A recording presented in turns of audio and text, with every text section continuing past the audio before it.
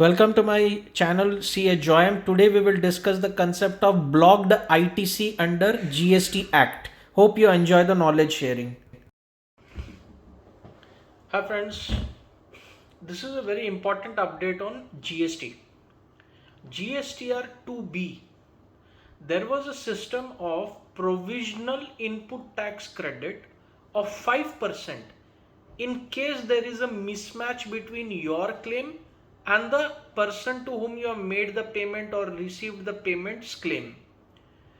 But with effect from 1st January 2022, this provisional ITC is no longer available. आपको input tax credit उतना ही मिलेगा जितना आपके GSTR 2B में अवेलेबल है। 2B सेपरेट वीडियो में डिस्कस करेंगे। This is a very interesting concept. GSTR 2A, GSTR 2B, तो आपको इनपुट टैक्स क्रेडिट उतने से ही मिलेगा जितना अमाउंट आपके नाम से GSTR 2B में मेंशन्ड है। GSTR 2B हर महीने के 14 तारीख तक आप डाउनलोड कर सकते हैं। It is a static return. GSTR 2A change होता रहता है जैसा जैसा आपका सप्लायर इनवॉइसेस या अपना रिटर्न्स अपडेट करता है। बट GSTR 2B का जनरेशन आपके GSTR 1 फाइल्ड के बेसिस पे एक पर्टिकुलर तारीख तक आप डाउनलोड कर सकते हैं, वो कांस्टेंट रहता है। This gives rise to the concept of blocked ITC, blocked input tax credit. GSTR 2B में the segmentation is of input tax credit which you can avail and input tax credit which you cannot avail.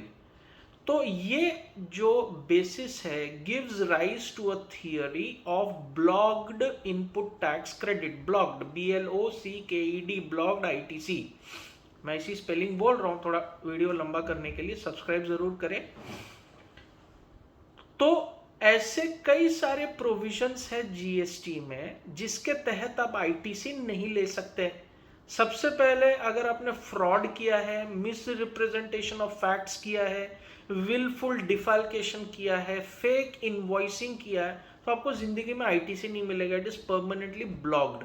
तो ऐसा कुछ ब्योरा जो है वो आपके GSTR 2B में एक्सेस कर सकते हैं। पार्ट ए आईटीसी जो ले सकते हैं, पार्ट बी जो आईटीसी आप नहीं ले सकते, इनपुट टैक्स क्रेडिट।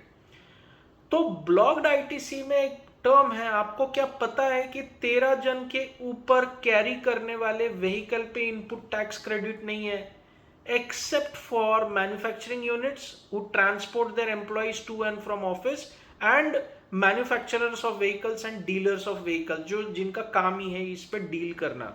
ऐसे कई लिस्ट है जो मैंने मेरे पावर पॉइंट प्रेजेंटेशन में कवर किया हुआ है। Go through it. When you are reading something it will hit your memory in spite of me explaining many things.